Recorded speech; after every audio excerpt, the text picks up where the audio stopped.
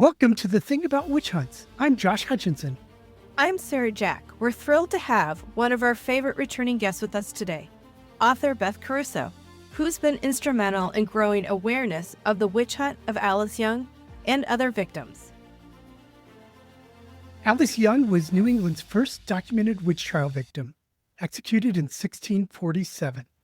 Due to the change from the Julian calendar to the Gregorian calendar that was happening at that time, her actual death date would be June 5th by our modern calendar, where it was recorded as May 26th by the old calendar. But for centuries, her story was nearly lost. Then, in May of 2023, Connecticut finally cleared her name with a bipartisan legislative vote. Beth's investigations and writings are a passionate tribute demonstrating that Alice Young's life in Windsor is Connecticut heritage. Her ties to the local families and colonial settlers are significant to understanding the colony itself. Today we'll discuss Alice's lasting legacy through her descendants and what still needs to be done to honor her memory. Welcome back to the Thing About Witch Hunts podcast, author Beth Caruso. Please tell our listeners about your accomplishments from bringing more light to Connecticut's history of the witch trials.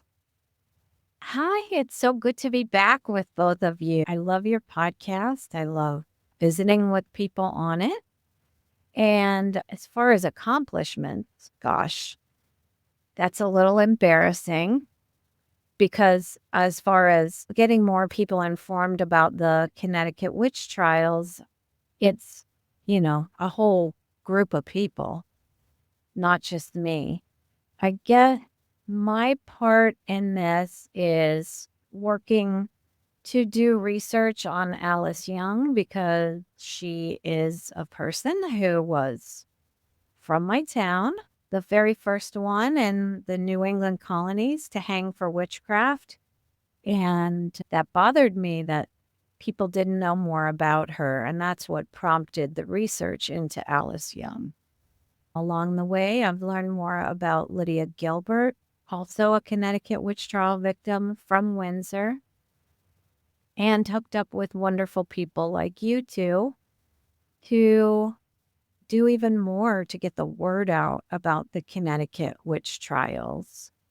So I started with really just learning at first about Alice Young, who she's from my town, and along the way discovered that there were others interested in this. Tony Grigo, for one, had tried to get exoneration along with many others in the state of Connecticut years earlier.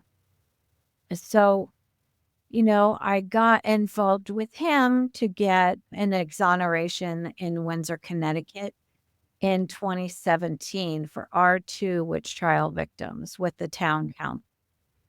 And what really helped get it going was the research that I did about Alice Young, which turned into a novel because I wanted people to really,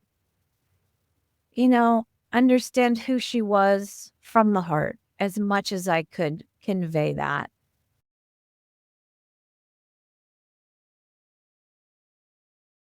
I also have an academic article out with Dr. Catherine Hermes. We capitalized on the initial research I did into Alice Young and wrote a more lengthy article about connections to later trials, this very first case, which we can go into a little bit more. But once I started writing, that book is One of Windsor. And that's this one. I'm also pointing to my new hardback copy right back there. From there, I had such a great amount of material from that and so much research done, that it turned into a second novel, The Salty Rose, and that largely talks about John Winthrop Jr. and how he stopped the witch trials in Connecticut, as well as the Hartford witch panic and some stuff going on in New Amsterdam at the time because there was a woman who was accused of witchcraft in Hartford who was Dutch. Finally, I wrote Between Good and Evil, which is the story about Alice Young Jr., who would have witnessed the accusation of Lydia Gilbert, because surprisingly, she was still in Windsor at the time. And what she had to go through, she escaped by marrying someone and went to Springfield, Massachusetts.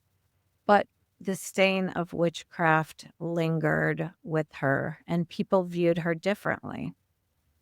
The article, as far as that accomplishment, in Connecticut History Review, and I'm trying to get to it here. It's called Between God and Satan, and it's about Thomas Thornton, he was actually the father of children that died while they lived right next door to Alice Young during an influenza epidemic.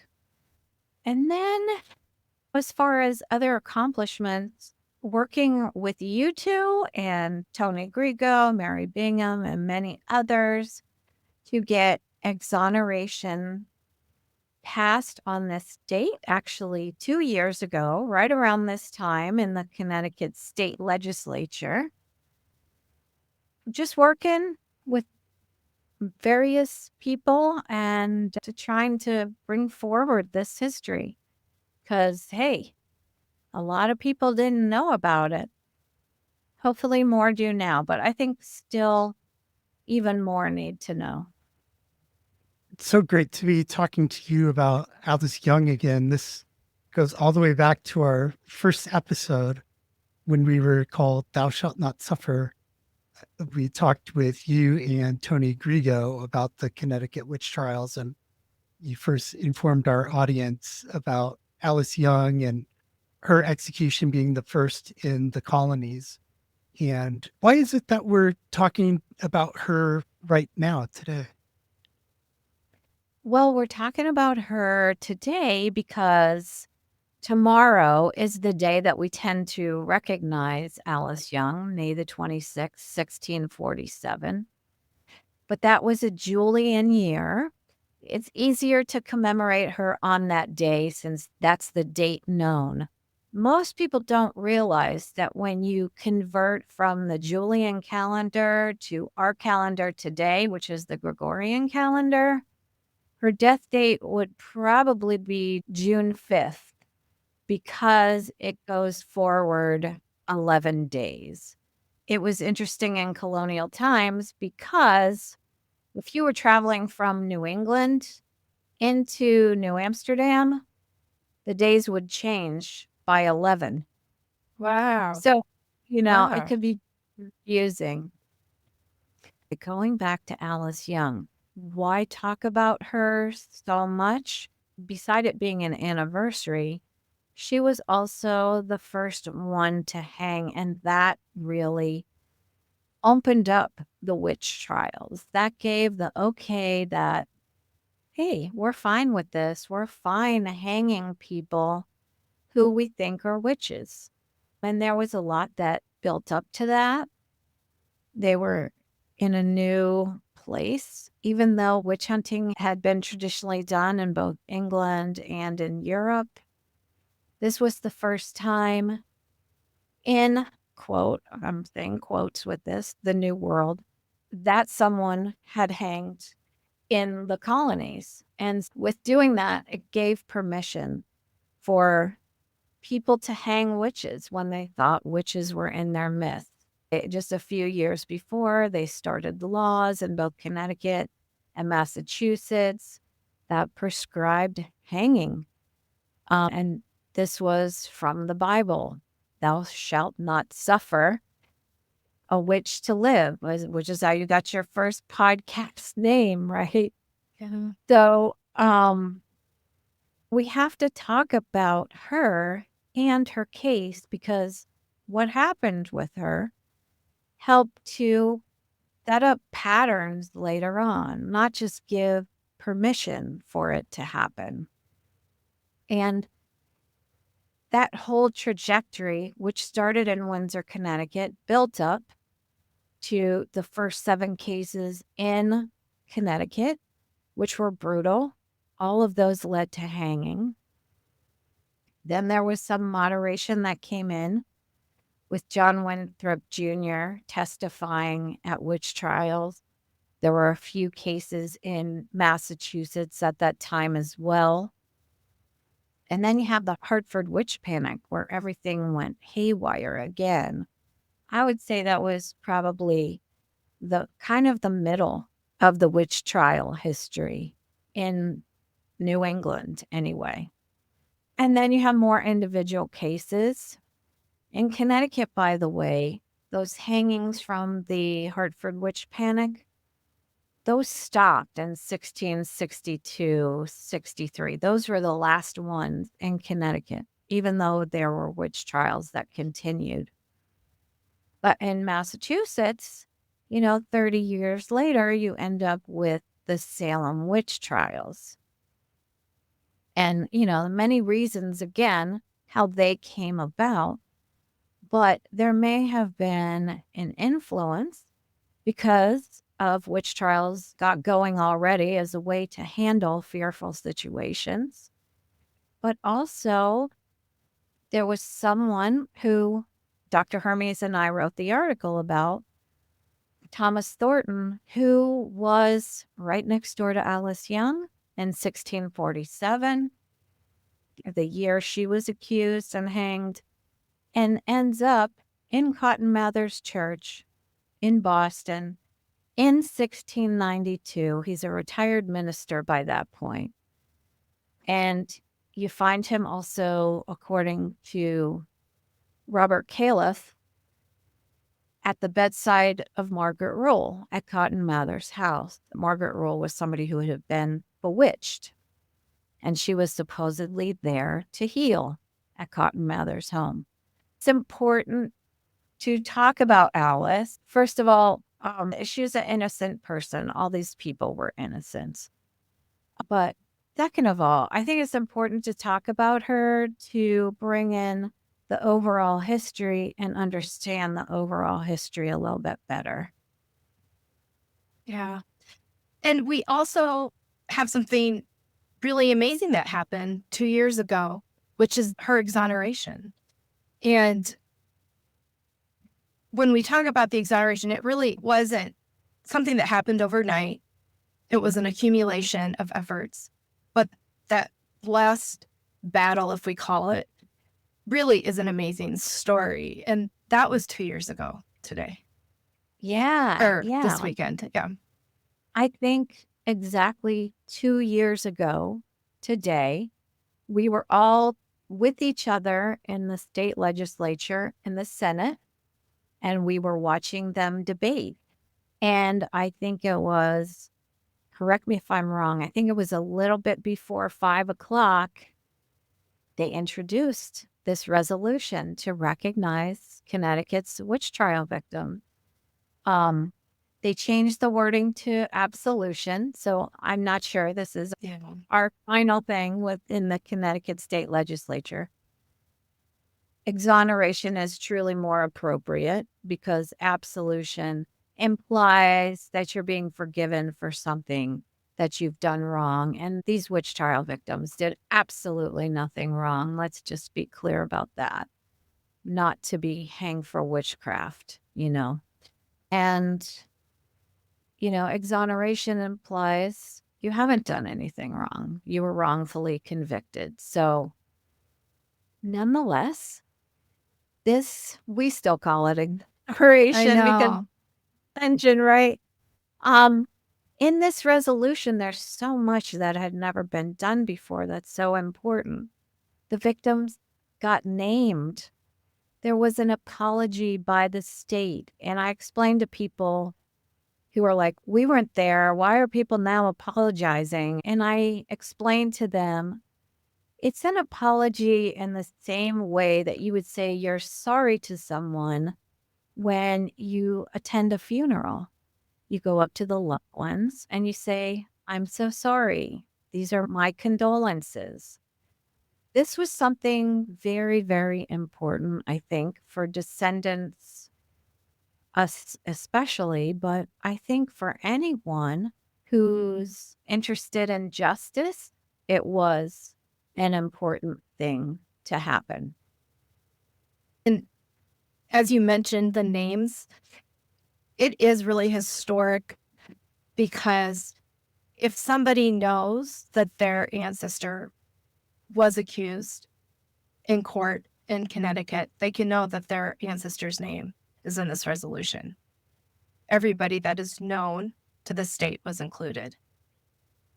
Absolutely. And that's so important because these victims do not have graves that we know of. We have no idea where they finally were laid to rest.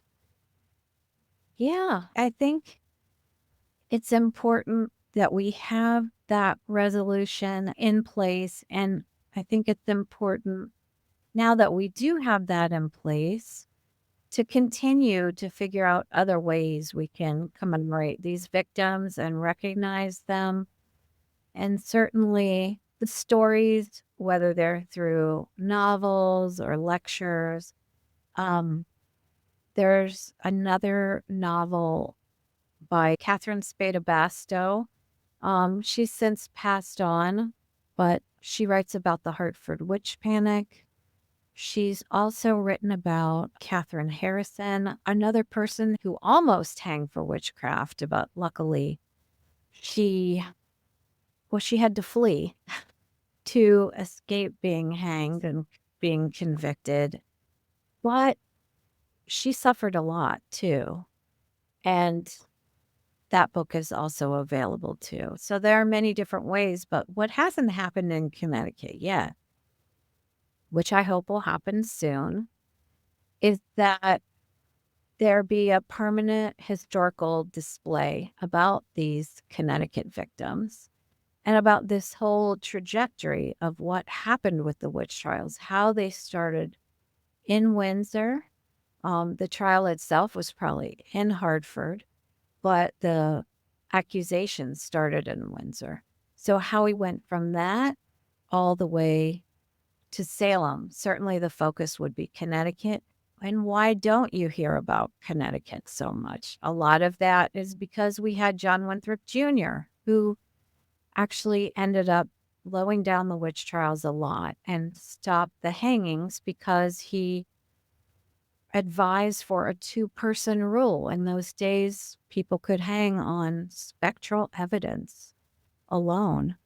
And so with a two-person rule under him, it was decided that you couldn't have just one person saying, "Oh, and so pinched me in my sleep and she made me sick."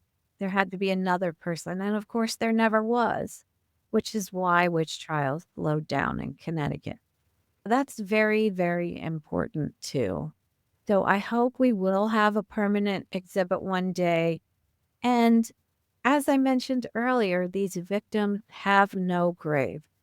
There are many, many descendants. There's nowhere for them to pay their respects. There's a couple bricks here and there, a plaque on a rock here and there in different towns. But as far as a memorial for all of them, we really don't have that. So I hope we do one day. It's so important for people to have a place that they can go and commemorate this tragedy and also learn about the history. And it's so important to tell all of these stories of the individual human beings that were involved, like Alice Young. You had mentioned that her neighbor had some children die the same year that she was hanged. Is that possibly why she was targeted?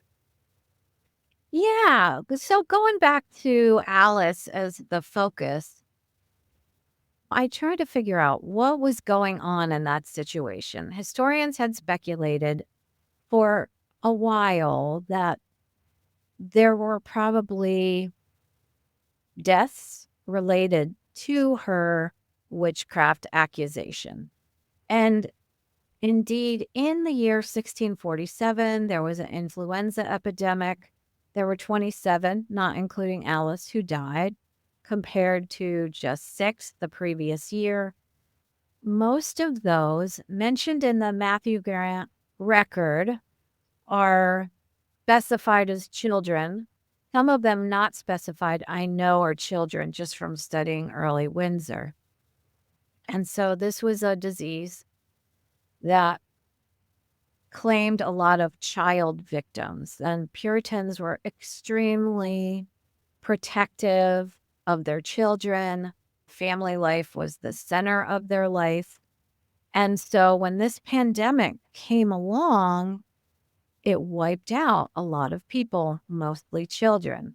Now, how did that relate to Alice Young?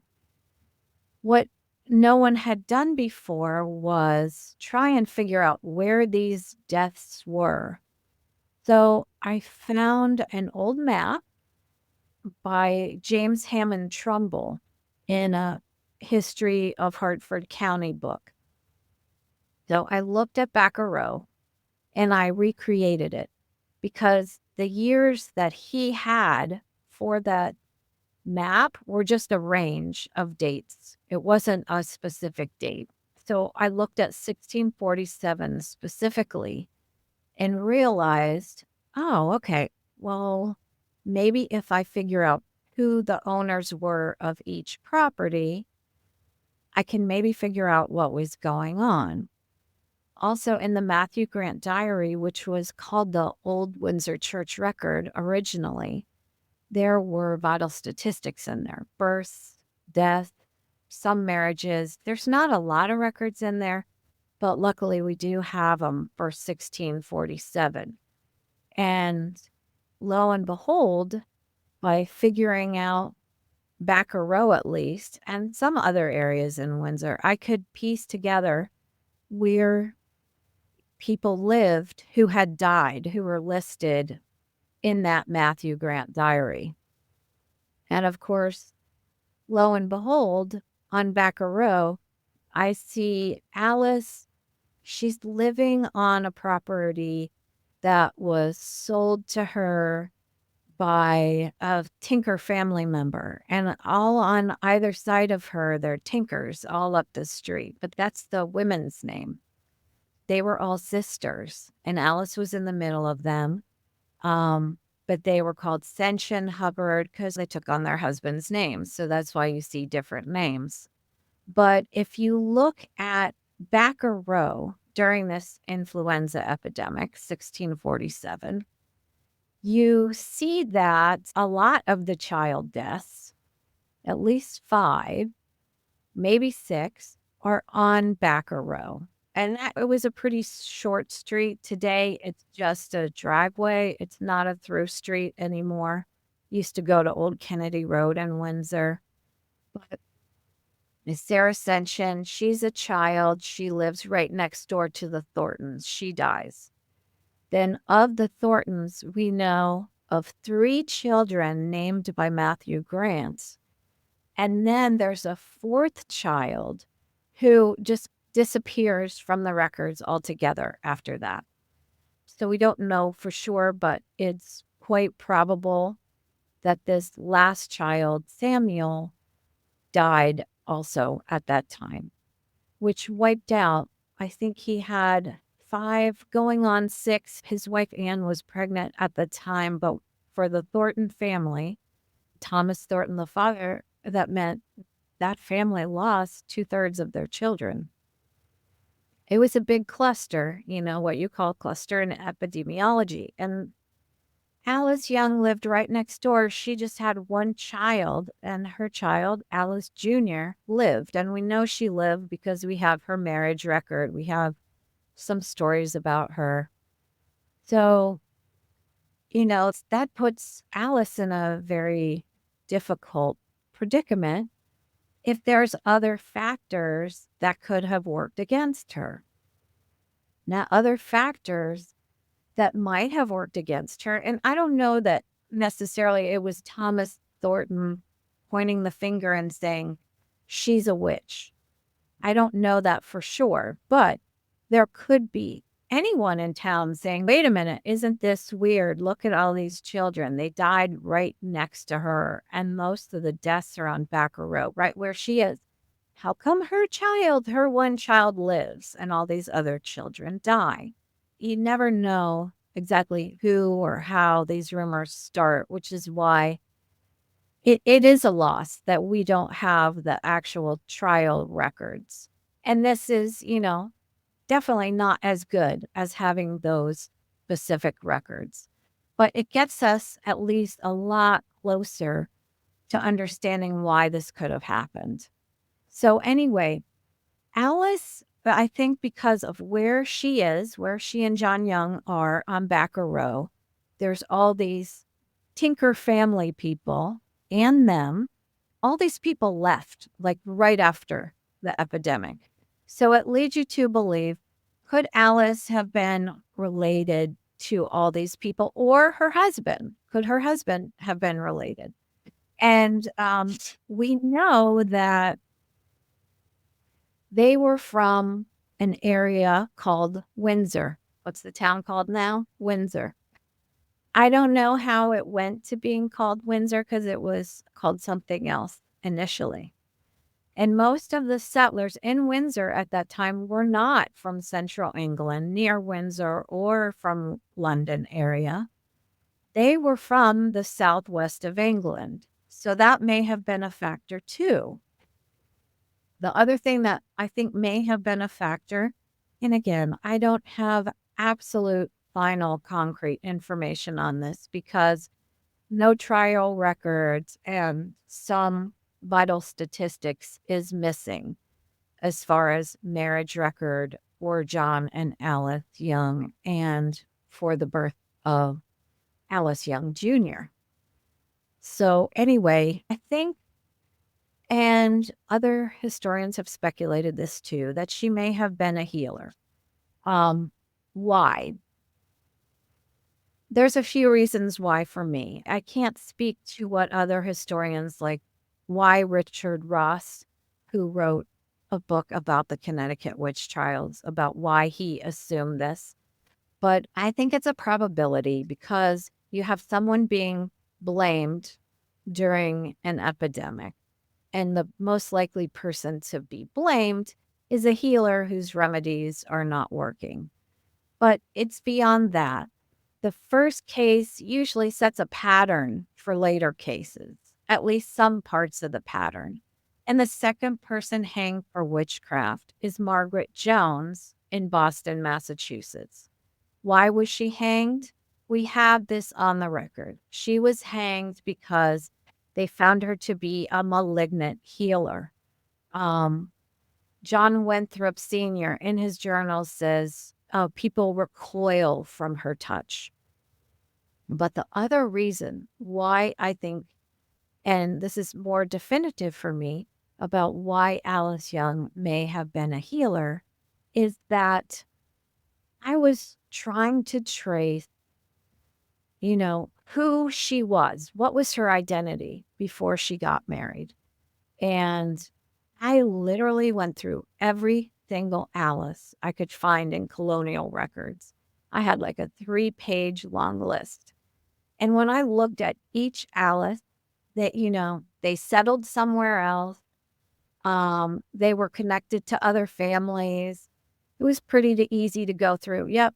No, never heard from her again. Oh yeah, she's married this family, this family, this family.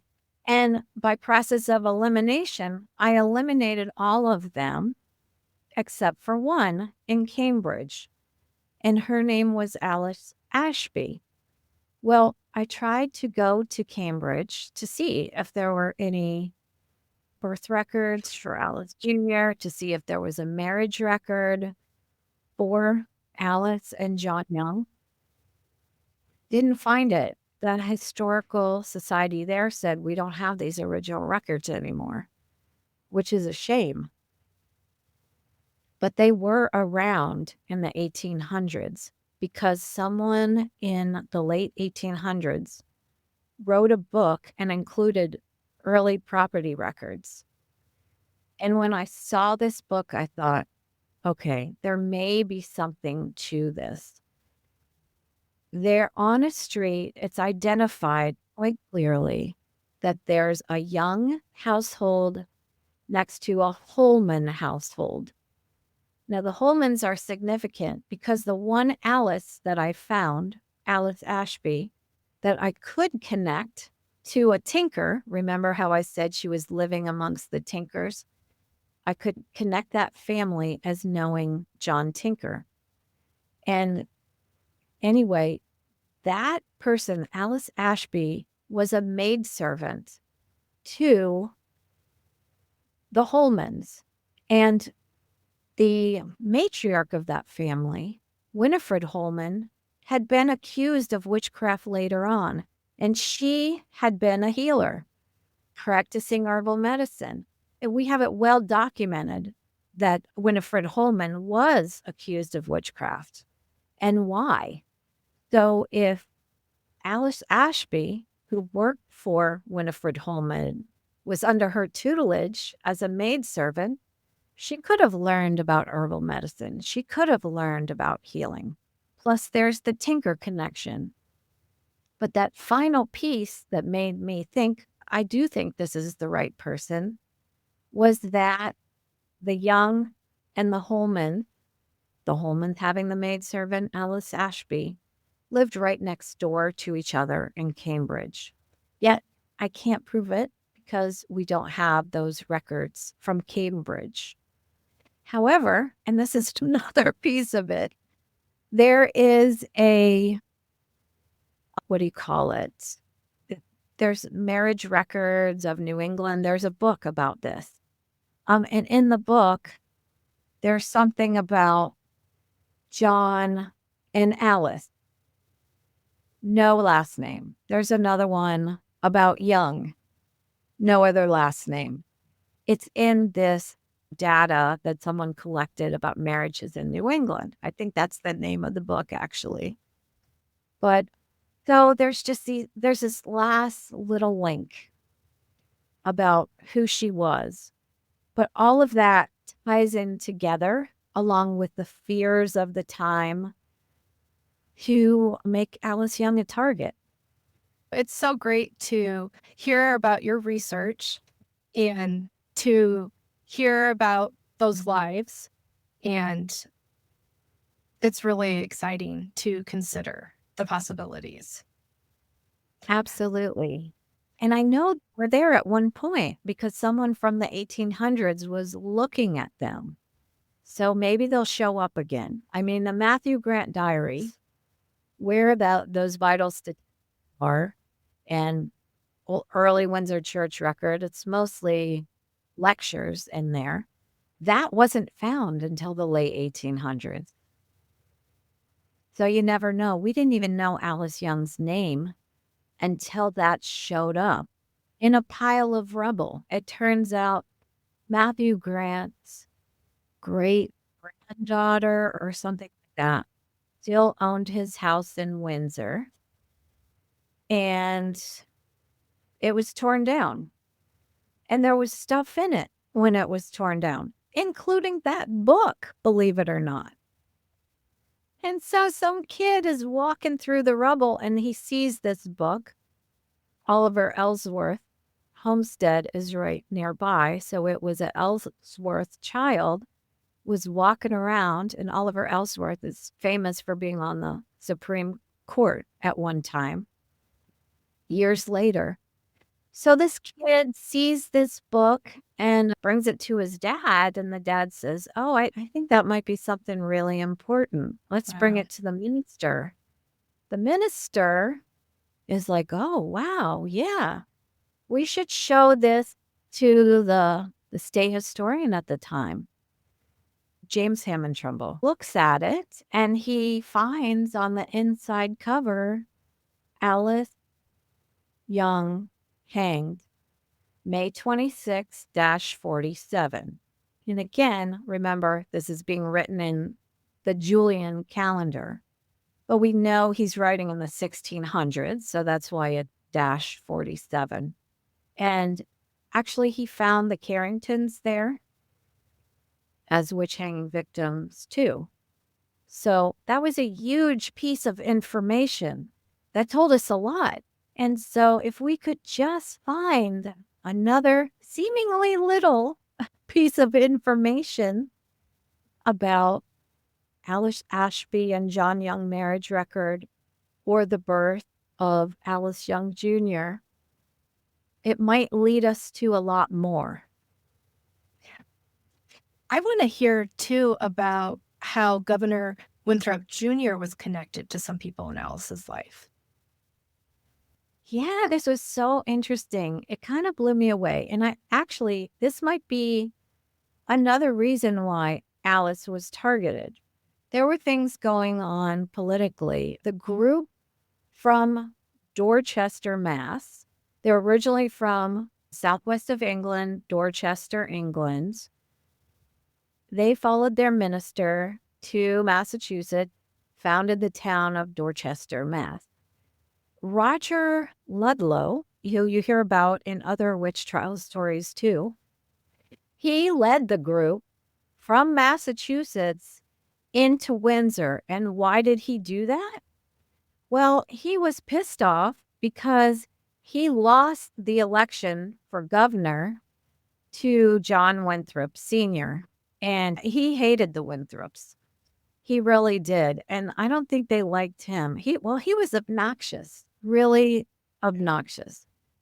He gets credit for the Fundamental Orders of Connecticut. He was a lawyer. He wrote some good stuff, but he was the one who later moved to Stratford, Fairfield area and ends up trying to accuse women of witchcraft there, Mary Staples. So anyway, he's in Windsor at the time of Alice Young's accusation, and he's kind of in the hate Winthrop crowd. So who do you have with the Tinkers? The Tinker family. One really important person in the Tinker family, the only remaining son, is named John Tinker. And he actually worked for the Winthrops. He worked for Winthrop Sr. and he worked for Winthrop Jr. His allegiance for years until his death was working for the Winthrops. It's so interesting. We know he was a really trusted person of John Winthrop Jr. because it's well documented that Jr. actually sent him to his good friend to pick up alchemical books and alchemical supplies and bring them directly to Winthrop Jr. So he was important in that way. But later on, like when John Winthrop Jr. leaves Connecticut for England to get the charter for Connecticut, guess who's handling all the Indian treaties? I mean, I have to go through this more, but not a couple years ago, I found a Native American treaty. And who's there in John Winthrop Jr.'s stead signing this treaty? It's John Tinker. His movement follow John Winthrop Jr.'s, and he's strong in the Winthrop camp, right? And he also owns a huge piece of land in Windsor, which rivals anything that Roger Ludlow has as well. Could have been like a political piece to this as well. The people who ended up staying in town were indeed, even though Roger Ludlow left, a lot of people from Dorchester, England, were the ones that ended up staying. And the history always told in Windsor is about the Mary and John, the ship that all of those people came on. So, Yeah. You touched on John Winthrop Jr.'s alchemical beliefs. He had a number of beliefs in his worldview that were a little bit different than some of the other thinkers in New England at the time. How did his beliefs in things like alchemy affect his interactions with the witchcraft accusations? what he practiced and what others thought he practiced was high magic. And we're talking about it. I want to recommend a book, Prospero's America, It's by Walter Woodward. It's an intense read, a lot of references, but he's the one who really looks into John Winthrop Jr.'s alchemical beliefs and how they intersected with stopping the witch trials. Basically, he was someone who followed this ancient philosophy, and alchemy aimed to achieve basically purification of the soul, right? But they did that through not just spiritual work, but also through the idea of changing lead into gold. That was a metaphor for spiritual transformation. The person with sin transforming themselves to be more pure. And so, because of all these experiments with trying to turn lead into gold, they learned a lot about different elements, and alchemy became the very beginnings of chemistry. So, what you would see in a chemical lab now, like some of the smoke and colors, things like that, the explosions, whatever, we know now from being students in chemistry, at least at one point in time, and having to go to chemistry labs, that things happen that can appear magical, but they're not. They're natural. It's a natural science.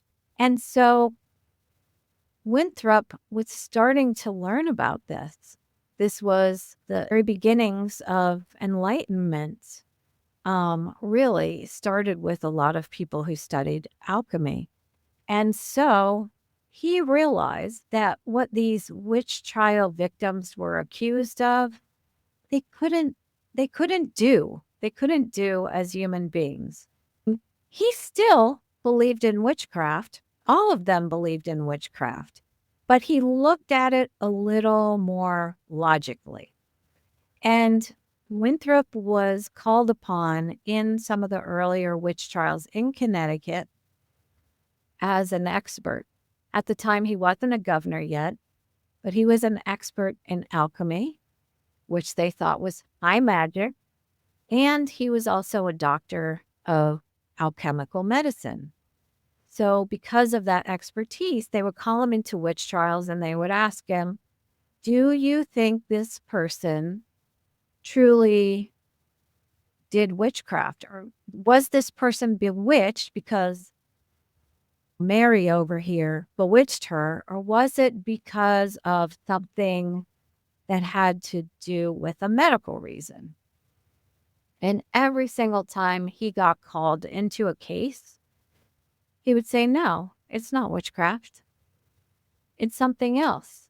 I understand if you're perturbed with this person in your community, maybe they don't act right according to how you think they should behave or whatever, being rude, or in the case of women, they really were looked down upon if they spoke their mind or stuck up for themselves or were more assertive.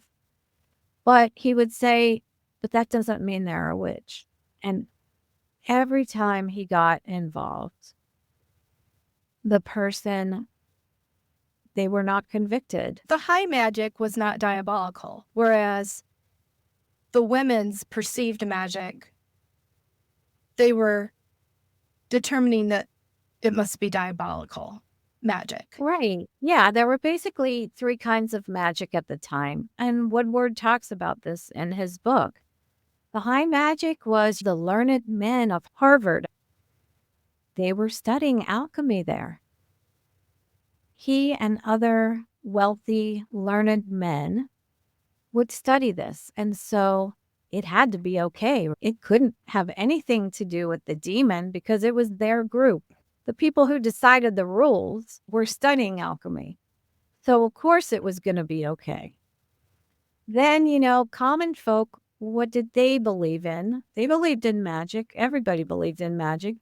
And they practiced magic to a certain degree, too, with a horseshoe over the door or good luck stenciling of a mason into a fireplace. It's like we do good luck charm things now. Watching sports games, that's where you see the most superstition, the most common magic now is people turning their hats around to get their team to rally, wearing the same shirt over and over again without washing it so their team will win the championship. Those are examples of folk magic, right? And that didn't necessarily get you in trouble. What got you in trouble is if the folk magic happened at a time where a bad thing happened, like all these deaths next door. It was normally just a little thing. The ministers probably didn't like it, but it wasn't considered diabolical until really strange things started happening.